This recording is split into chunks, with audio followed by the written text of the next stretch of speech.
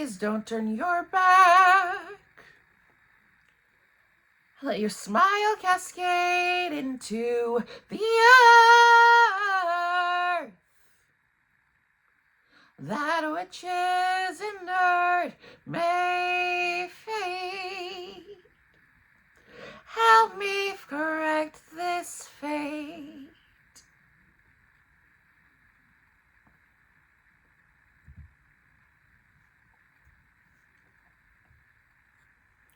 Help me correct this fate. Help me correct this fate.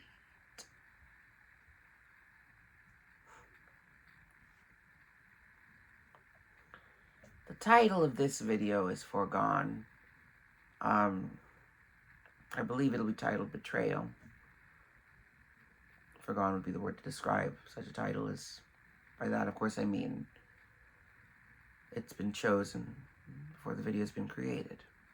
At very least, it'll be the subject matter predominating this video.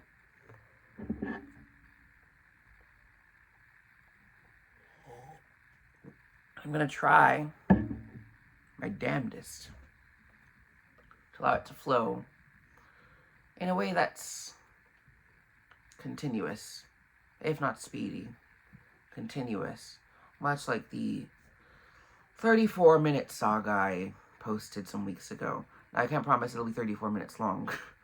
Likely be more expedient than that. But nonetheless, there are some things that I'm going to strive toward allowing myself to experience the itch of. Because now that I've graduated, fireworks again, now that the torrents of the storm earlier today are over. Everyone wanted to light their fireworks again, even though it's July 6th now. Anyway, back to the focus. Now that I've graduated from what I guess I suppose now is my alma mater, university.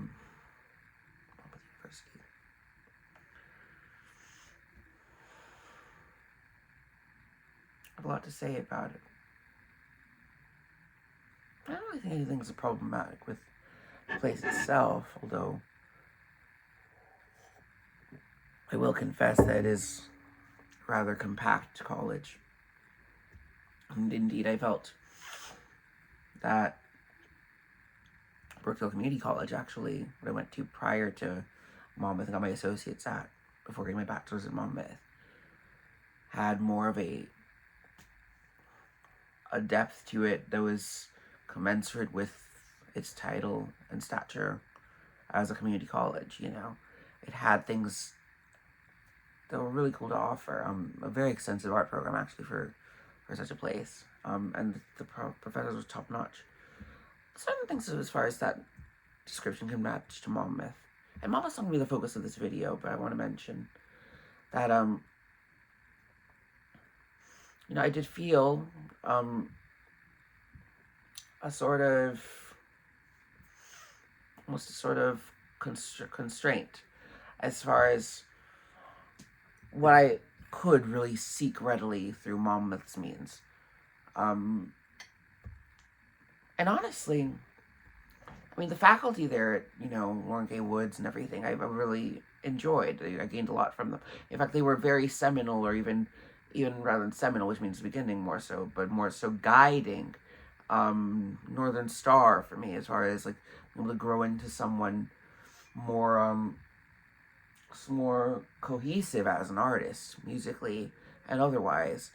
The theater of it was not, ironically, I studied theater at Brookdale, you know, at least titularly.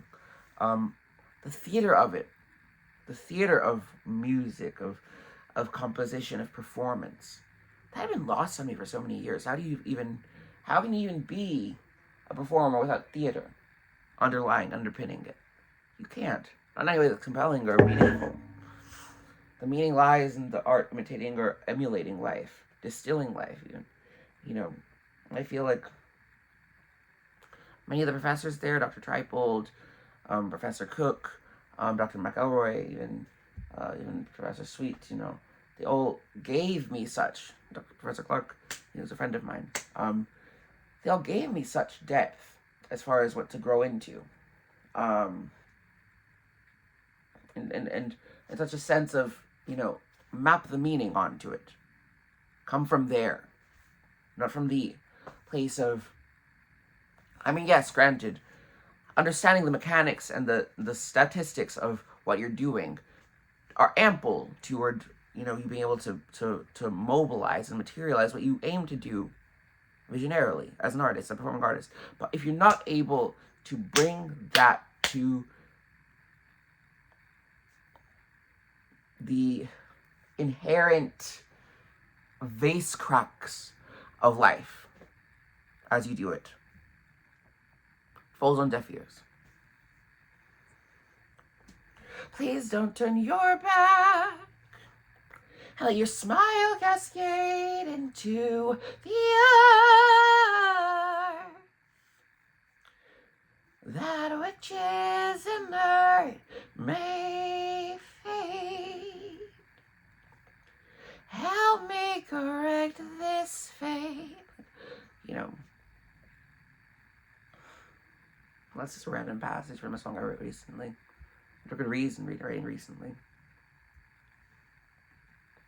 I was planning to be more organized than this, but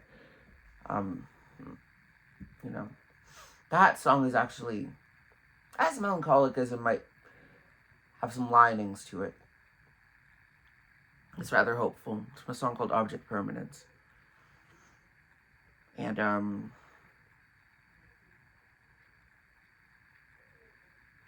as far as tender love and care,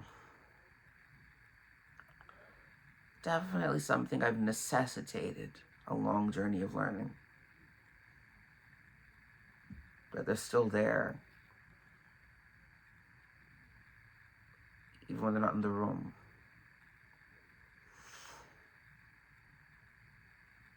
And conversely, to tie back to the theme I mentioned earlier, they can still stab your back, even months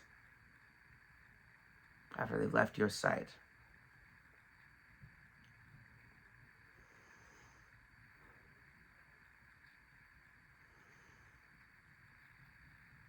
And that, I suppose, is the impetus for all this. Because the one person,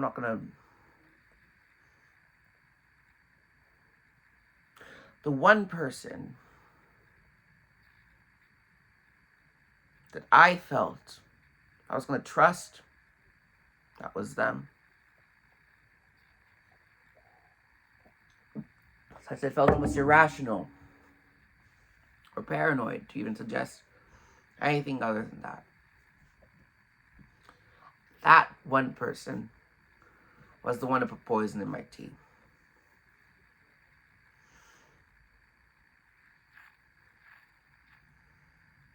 That was my Brutus.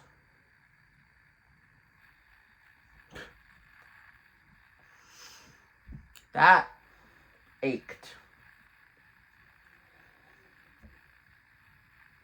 And the person who more recently, for whom I wrote Object Permanence, essentially,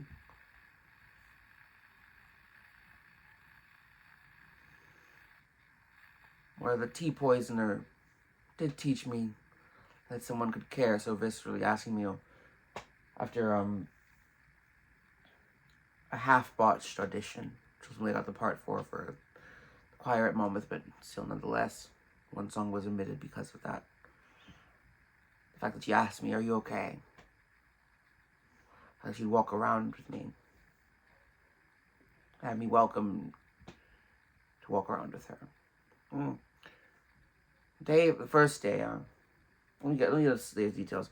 That she taught me that I could be cared.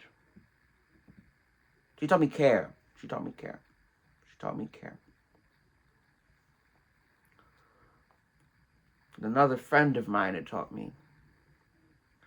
I had a pretty on and off and recurring crush on, actually. It's kind of confusing, but try to bear with me for a moment.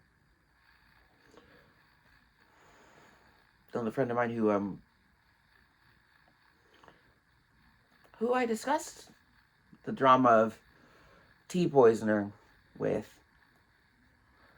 She taught me acceptance. I could be accepted,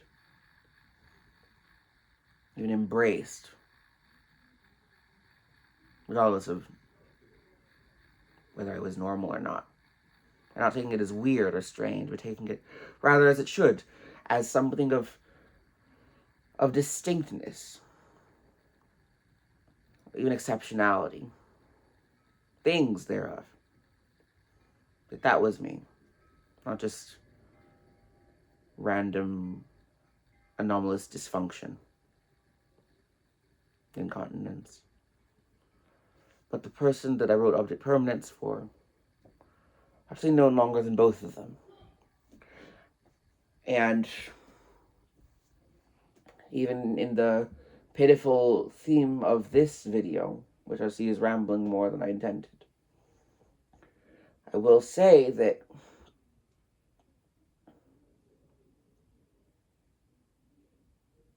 you taught me that I could be chosen. Even if, just for now. I don't think I've ever felt that in a long-term context.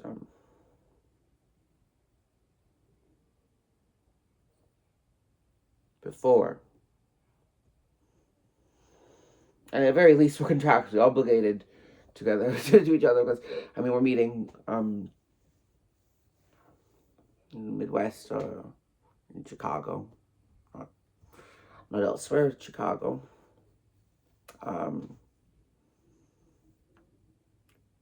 Next month.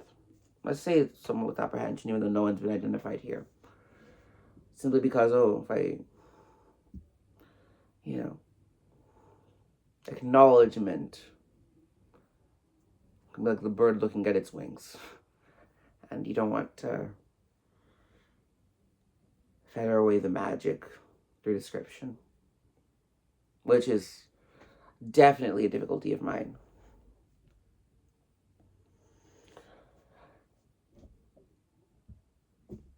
I thank all of these people, most of all,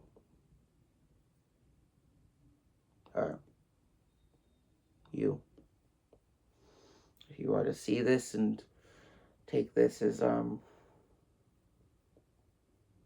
import.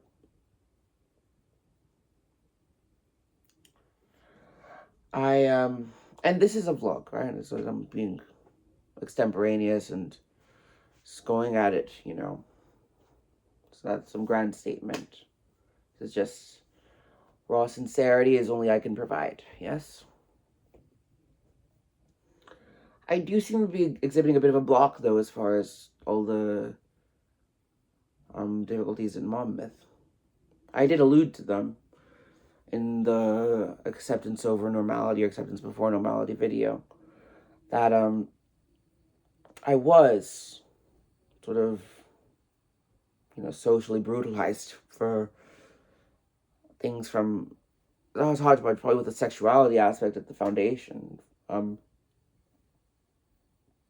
but then compounded with age, gender history, as only a trans person can really have, race, which on top of being black, I'm Nigerian American, which is kind of a complication, because it's not even call myself Afro skinned now. It's like black, sure, so I'm no shame in that, but I recognize that my own experience of raciality, of marginalization differs from most black people, even though the skin superficially is identical.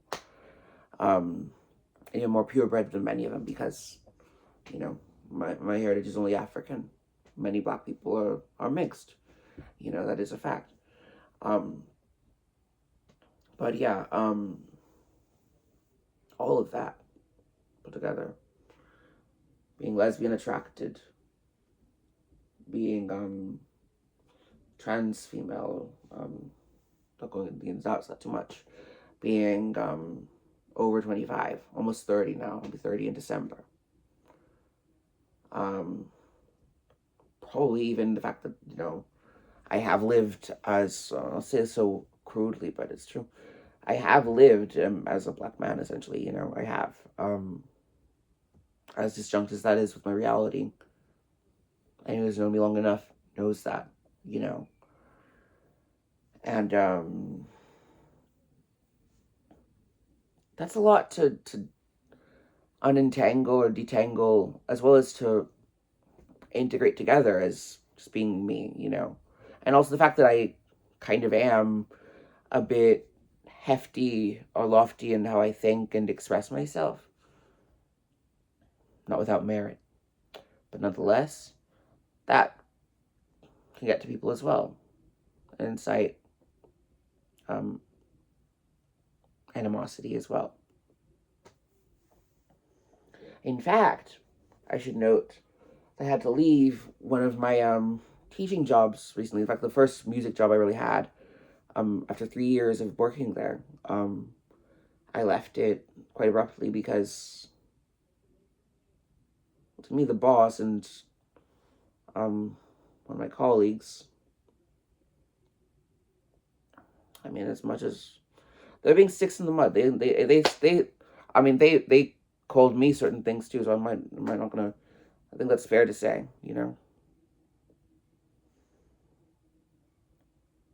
The point is, like, I teach. I have a mind for teaching, as well as for performing and writing, and for analyzing. I teach. I've distilled all that. I've grown into that as part of my identity, and I'm so very thankful for the fact that was able to happen for me. But to tie again with the theme here, betrayal, it does feel traitorous that's kind of just discarded. Now, welcome to getting terminated, I suppose, or leaving a job, right? But almost no one has checked on me since then. Almost 2 or not, if not 3 weeks since then. That's not right. How is that compassionate? Cold shoulder after years of knowing you guys. Where are you? One of them, who actually I remember, pecked me on the cheek randomly. But I shouldn't say too much of that. Should I do say because that could be interpreted? Well, whatever. I don't take it as anything of offense to me. I interpersonality is complicated, isn't it? I did so much for that person. I was there for that person, and I know we recognized how we differed in certain ways, and how it kind of clashed at times. But we had mutual respect. Not a lick of words have I heard from her since then. That is so. That makes me see you as less than I had. That mars how I see you. I was there to teach, and the only issue was that I didn't always and often did not interpolate the basically the curricular guidebook that comes with the program. And this school is so focused on group performance. And my last student that I had, this put a bit inciting incident, the last student I had was thrust into a performing group after learning piano for 3 weeks. What are you supposed to do there without learning the root notes for Proud Mary, without any barely understanding the relationship between them? Let me teach. Give me a few weeks. Let him cook, learn, grow into himself. It's like putting seeds into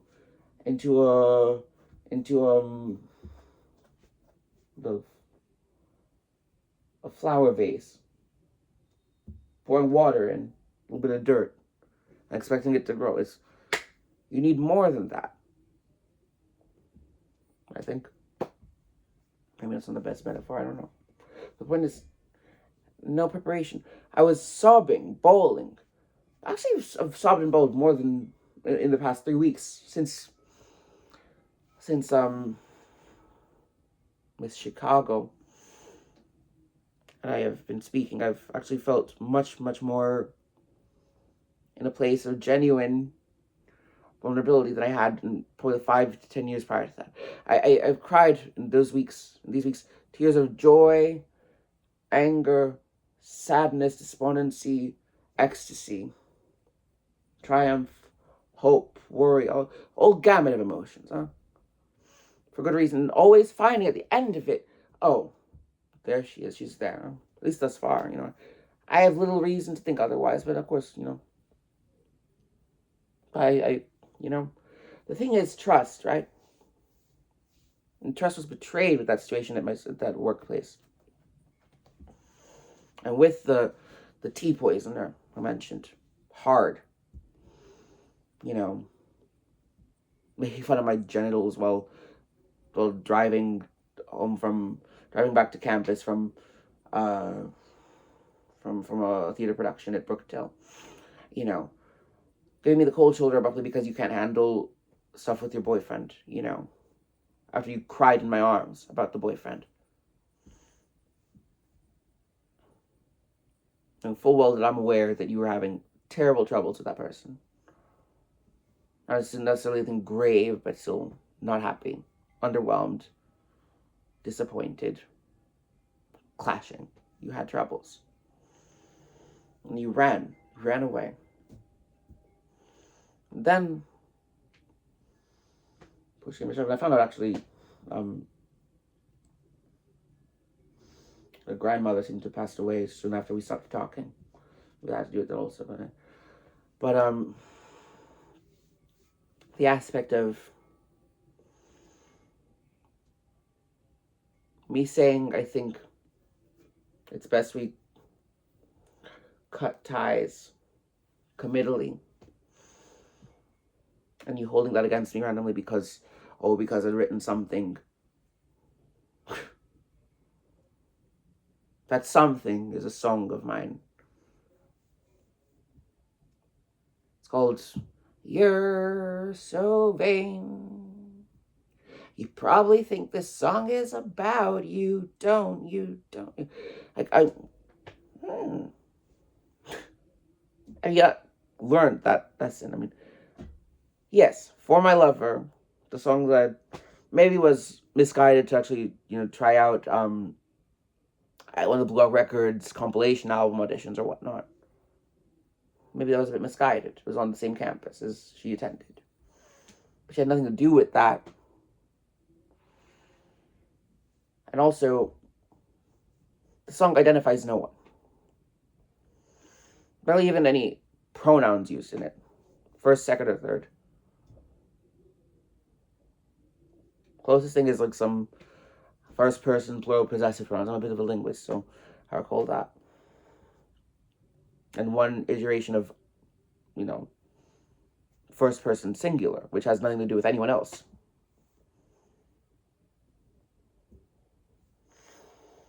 So I don't know what you're talking about. Why? What? On what grounds? On what grounds is that something that warrants bringing up to Title IX? Title IX. Plaguing the rest of my time at college. Almost making full well sure that I would not find it easy to get out of there. Which seemed to be what you would want.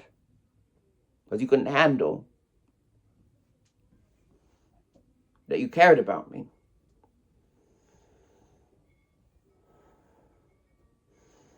Because amid everything else, that was too much. And it doesn't end there. It doesn't start there even. Because, as Tea Poisoner knew, there was someone who tried to pull a similar fast one on me at a college up north, which I was not attending. Never had attended. Visited once through a mutual request to meet, because she and I met on a dating app, Bumble, which which means the whole point was, in fact, kind of that. You have to match on that, you know? And so Tea Poisoner got overwhelmed that some embroil arose between me and that person, who actually, probably shouldn't have been speaking to anymore, because, you know, after all, by then I'd blocked her and then unblocked her, and that's all part normalized because she had blocked and unblocked me, and honestly, that is further normalized because some Norwegian sister who sings as a bass baritone because she's trans normalized the block unblock thing as well. It's very silly. It's a very silly and even manipulative gesture to do. I really don't like it. And I guess that includes me as well, you know. If you're gonna block someone, make sure don't do that. No, I'm not someone to try it full with, honestly. I don't even like the feature, to be honest with you.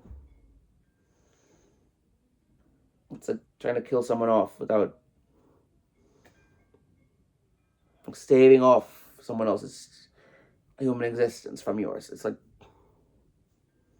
there are more compassionate and respectful ways to do that. Anyway, so it's also a trail of betrayals, a chain of them, a parade of them. Eh? Even this, actually, when I discussed this whole scenario with a friend in the fall semester in Monmouth, she became upset too because of this whole aspect of things happening.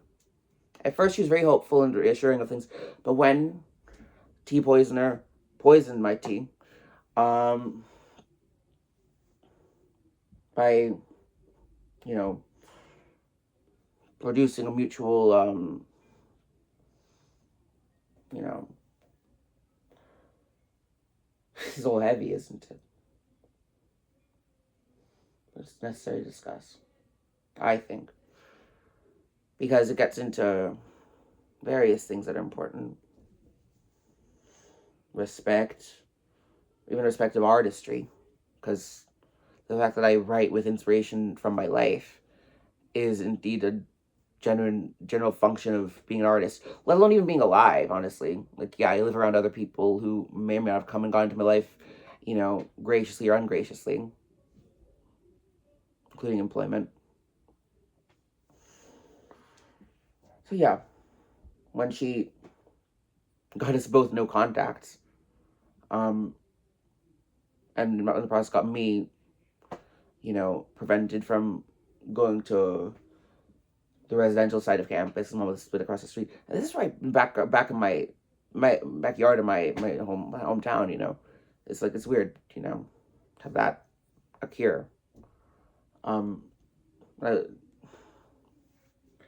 Yeah, of course, the friend that I had just met in the end, you know, in the fall semester, decided to kind of, you know, separate herself. Understandable. She was very kind-hearted and supportive and enthusiastic about me while we knew each other. But it was a lot. And on top of that, alongside, there was a friend who was very touch and go with me during the summer last year, into the fall, into the winter. She was dealing with a lot more than she really seemed ready to accept or acknowledge. And I was kind of some sort of rebound with her during the midst of her transitioning out of a very intense and deep on-off relationship, long time on-off relationship with someone of her liking.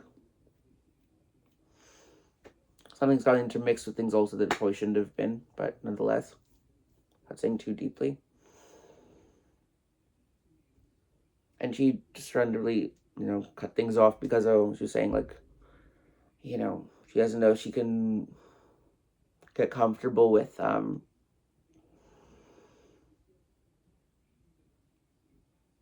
get comfortable being in the same vicinity or space as me. All of a sudden, after saying I fell in love with your mind, I care for you intensely, we share so much in common. Give me a break. Give me a break. And it's the limerent aspect, the infatuation aspect that kind of plagued all of these because there's so much charging. The only exception might be with the tea poisoner, because she seemed more so to just recoil, refuse to acknowledge what was obviously mutual care for one another, regardless of what level or manner of affection it was. There was a deep regard and appreciation for one another that she just pulled away from, probably because she couldn't deal with her own feelings. She told me very much so about how, you know, it wouldn't be a pipe dream, you know.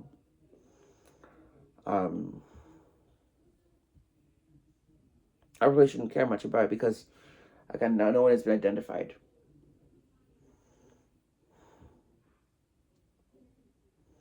I suppose the purpose of this video drifts. Or maybe that's okay. Maybe it's okay that my life, even to have its lessons extracted from, is messy and not that unusual. Not that unusual. You know, that not that unusual aspect, I think of actually things that makes me think of another betrayal that happened recently, which is kind of culminative of years and years of undermining me and projecting onto me herself, and her own foibles and difficulties. And that dark aspect, actually, she and I had a lot in common as friends, but there was no mutual regard or respect. Doubly, honestly, because, like, I found she was, you know, honestly increasingly degrading in a way in terms of the full breadth of, as I phrased it to a friend of mine recently, you know, she seemed like someone in tune with the world, and now she just seems like a shell of herself. Fragmentation. I wish her the best, you know. She does care about me. She did care about me. She was very. She even came to my recital, unlike about a dozen people who said they would come and ended up not being able to or not coming because, you know, which I can't fully fault them for, but it still hurts. But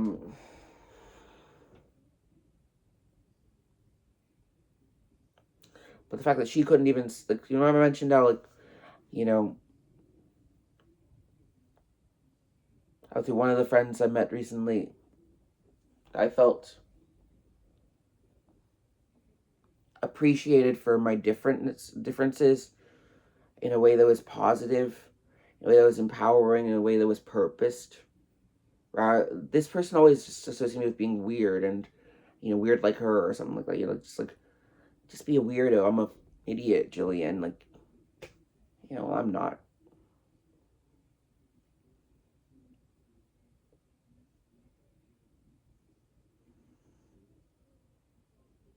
There's a depth to me that I refuse to let go unsung. Maybe you should try it as well.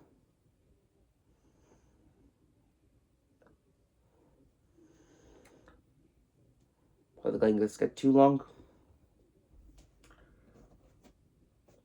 Because we're at 34 minutes again, aren't we?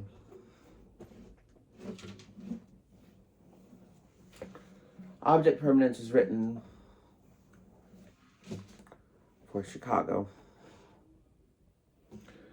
This song was written 6.5 years ago. So I think I wrote it during a 31-day poetry challenge in January, which I shared with myself and a poetry friend named Elise. But didn't publish until the beginning of the pandemic, back in May of 2020. Which you can't find, of course, now because, like, my Instagram's been nuked away, as well as my other meta accounts, as I mentioned. I still have the bulk of the drafts I have. This song is called Tandem Harmony. And I'm going to give it a go. Probably also going to perform For My Lover at the end of this also. I'll have to go downstairs for that.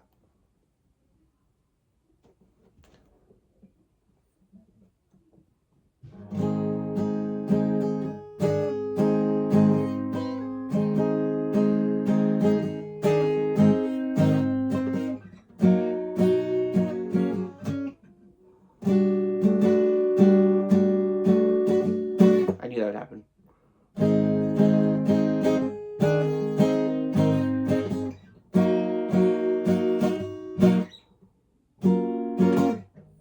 What a beautiful day. Sun, the sky are in tandem harmony. Let's flutter away. And it may be cold and we have war. I am richer for the love you gave me. And I'm happy just because.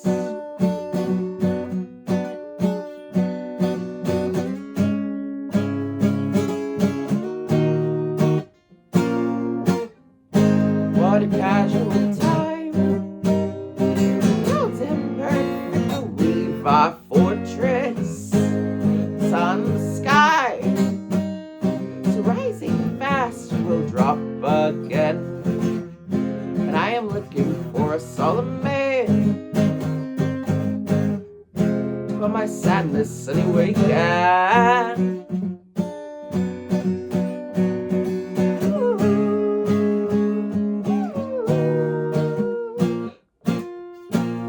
I pray you'll be just that.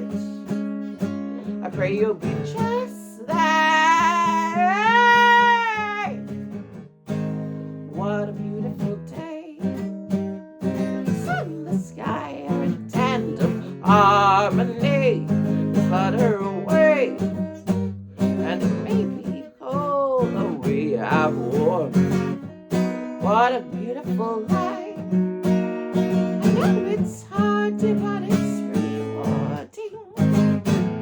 In moments of strife, call on me and I'll sing that right. What a beautiful day. Me not let my worries dull the light. Sun, the sky, right above me, the highest of the high.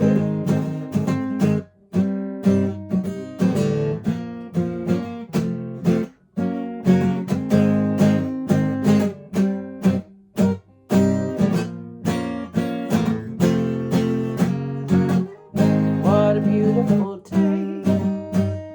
The sun, the sky are in tandem harmony. We flutter away. It may be cold, but we have warm.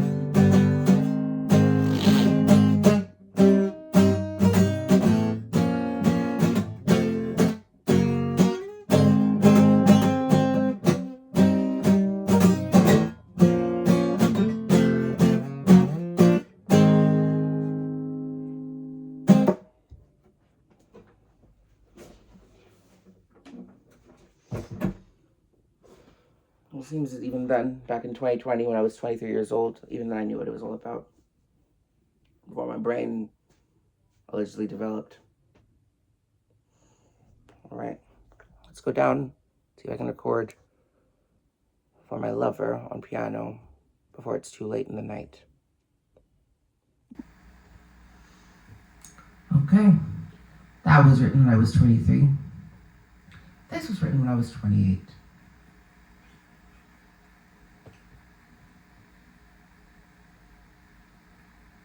Around when I also finally released that album I was sitting on. Go look at my album, Burden of Proof. Julian Amatoso. She's the real deal, folks.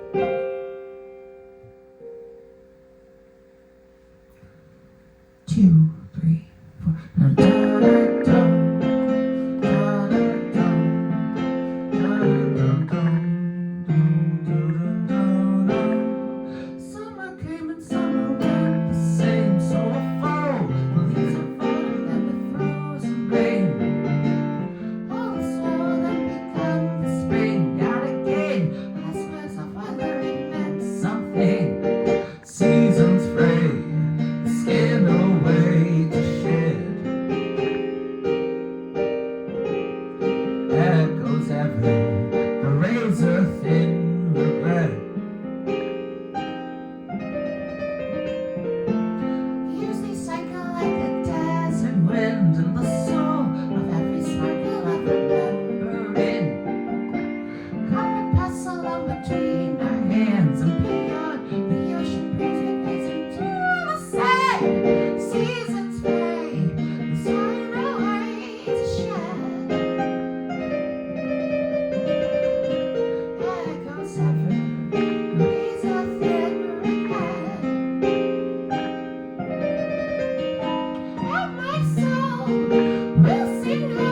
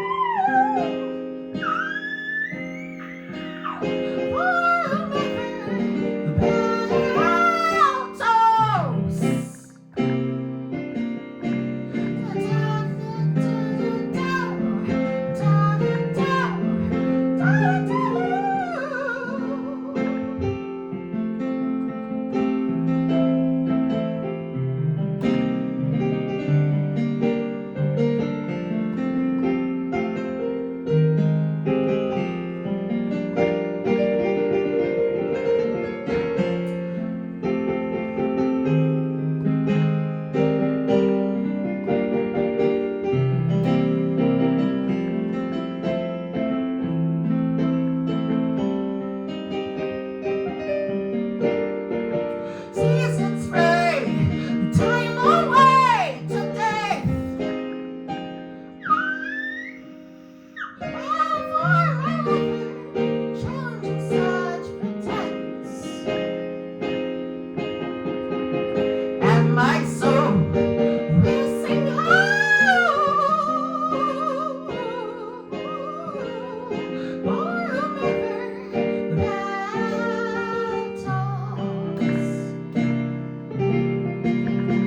Da da dum, da da dum, da da dum. Summer came and summer went, the same so full. Leaves of autumn that the frozen rain. All the soul will then become the spring, and again, alas for some weather and meant something.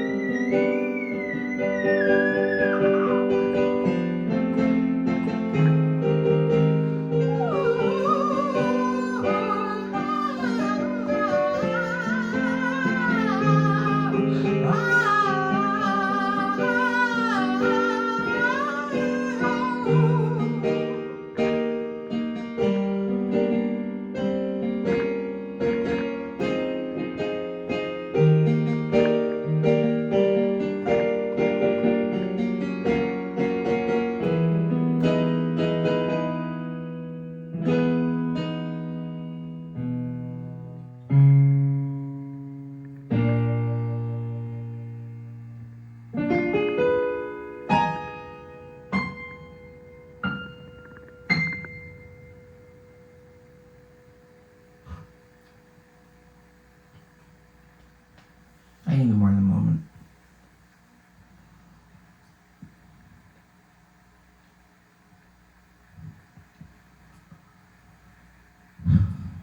So it's probably pretty good, but I just in certain things.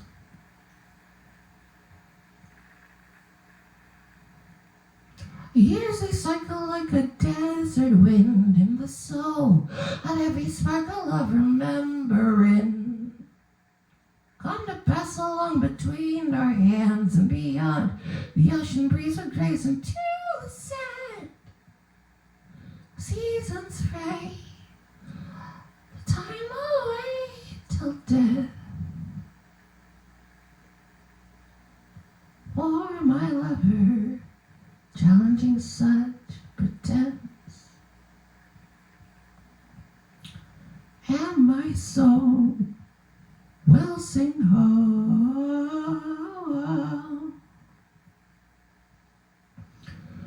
for whomever the bell tolls.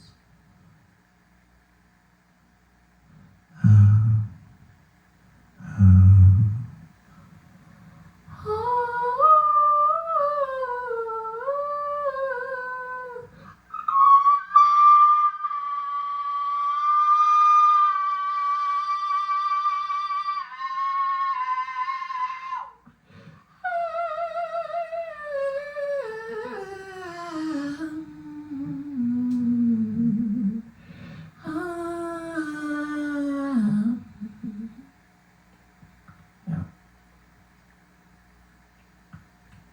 I need to work on that.